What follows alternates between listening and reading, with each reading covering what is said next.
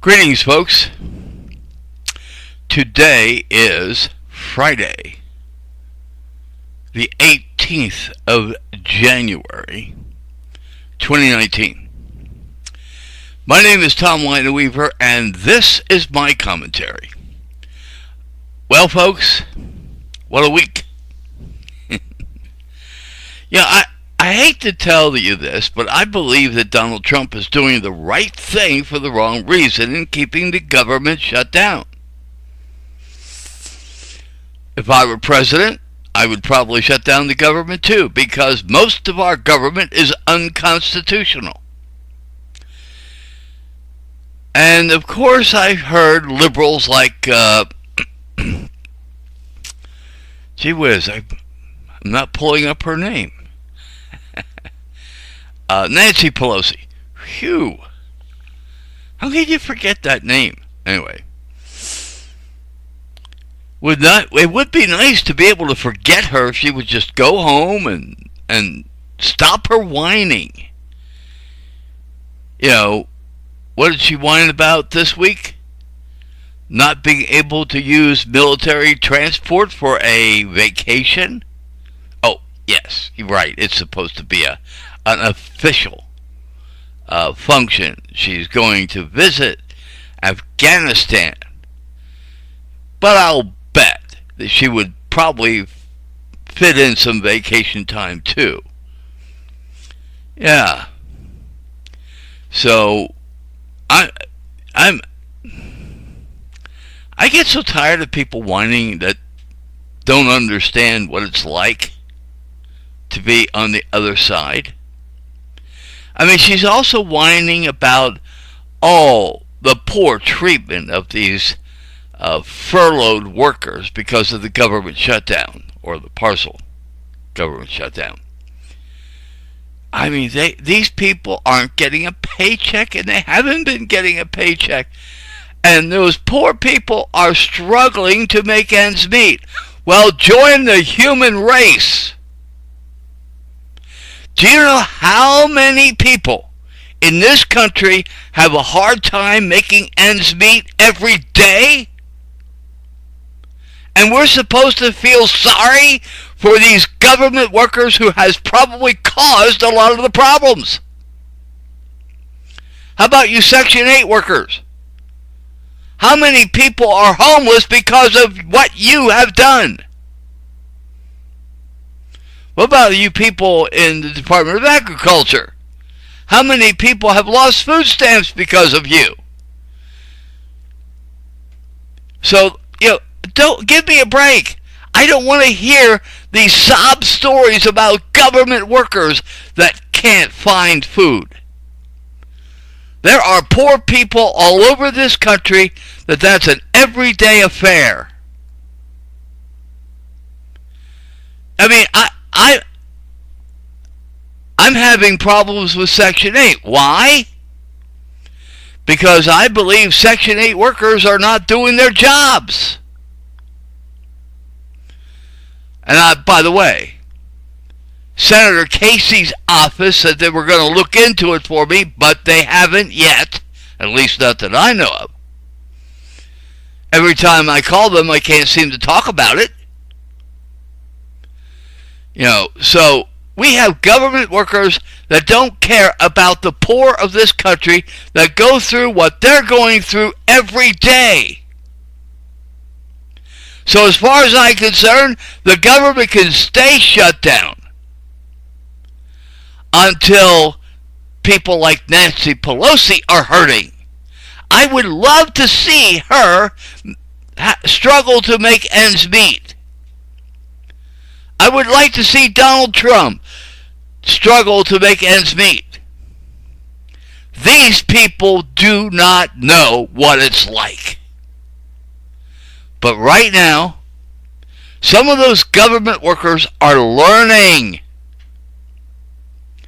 Now I wonder, when you go back to work, are you going to care about the people that are hurting every day? How many homeless people are there? Do we have any homeless government workers out there? We have homeless vets.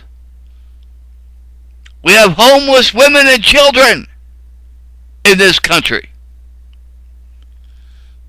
But you government workers only care about yourselves. Oh, you poor things. You're doing without money for the first times probably in your lives. Maybe some of you have been in bad shape before. So you should understand what it's like. But, when you government workers go back to work, I want you to remember this experience. Because you people are causing that same experience for a lot of other people in this country. Anyway, unfortunately, the Section 8 workers that I have to deal with, and I don't understand this, but they are state employees. Anyway, Governor Wolf, why don't you fire the lot of them? People are hurting because of their decisions. But who cares? Who cares about the everyday poor? Who cares about the people who are hurting every day, day in, day out? That have a hard time making ends meet all the time. So, Nancy Pelosi, stop the whining. Anyway, it's incredible. These poor people. We're supposed to feel sorry for them, aren't we? Well, I'm sorry, I don't feel sorry for them.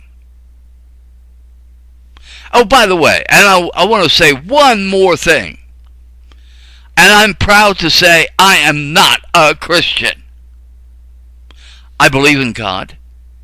I believe in Christ. I consider myself a part of their kingdom. But in America, I don't want to be a Christian. Christians in America are some of them, and this is not all of them. This is a generalized statement. It's certainly not all of them. But a lot of them that I met are some of the most stupid people on the planet. In fact, I don't believe they are Christians. Check out the group Facebook Discussing Politics. It's a disgusting group.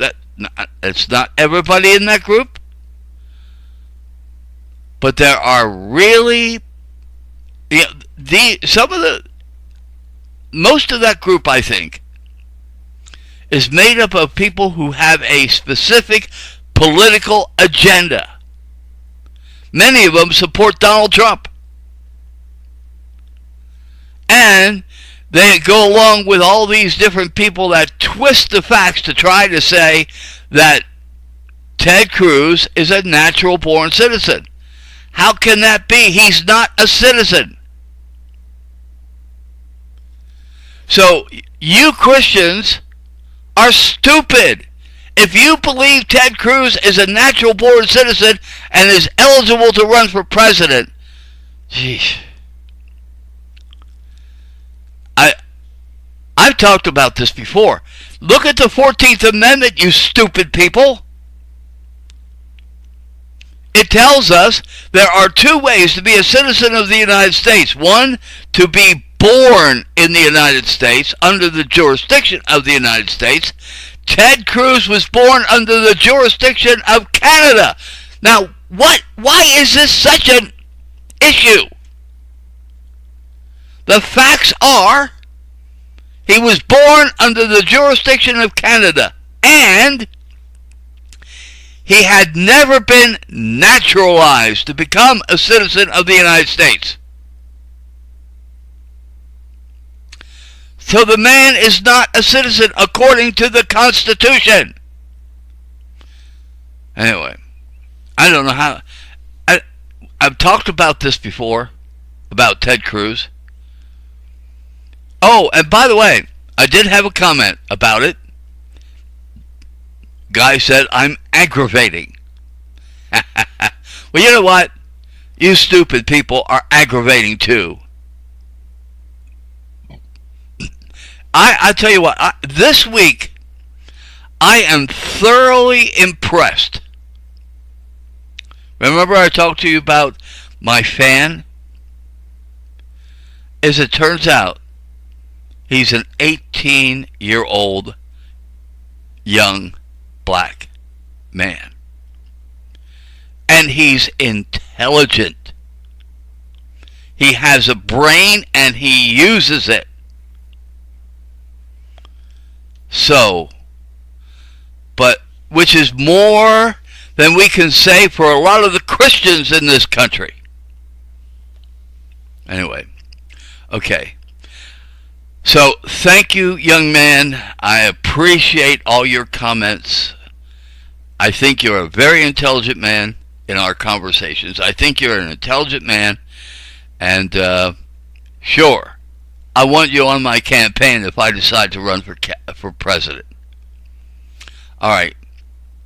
That's my commentary for today. I really hope that all of you have a great weekend. And for those of you who are going to be a part of a snowstorm where possibly there could be an inch or two of ice, I mean, we're gonna talk about down trees, down power lines, and everything else if that happens. I don't believe that's going to happen. I'm a weather buff, by the way, and what I believe is, at least in Pennsylvania where I'm at, this might happen. That the icing might happen south of the Mason-Dixon border. Maybe it will happen in Washington D.C.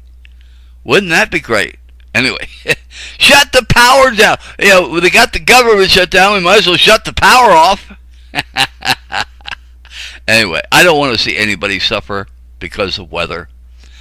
But when you look at the NAM models, to them, at least for Pennsylvania, it looks like it's going to be an all-snow event.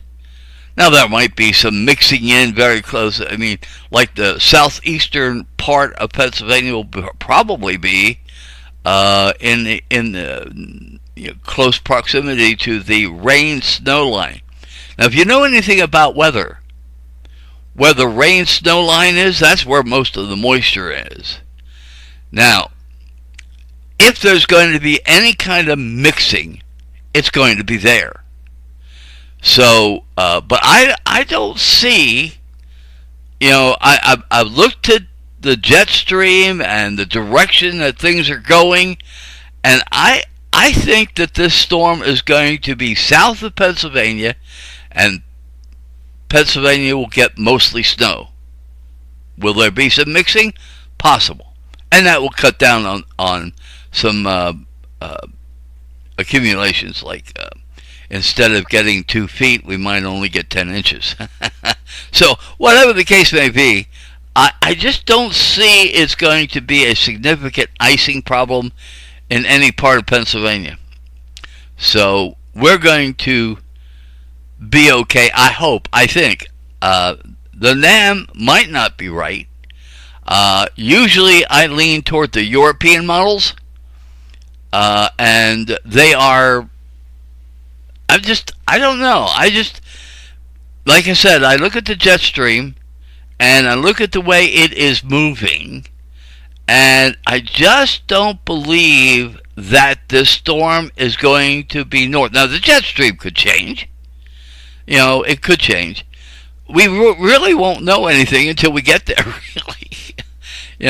But everybody else is saying we're probably going to change over to rain at some point, and then it's going to, the quick freeze is going to come in. So, yeah. So, please, whatever the case may be, whatever kind of weather you're having, please be safe. I want you back Monday. Oh, and by the way, oh, baby, it's going to be cold outside. That's my commentary for today.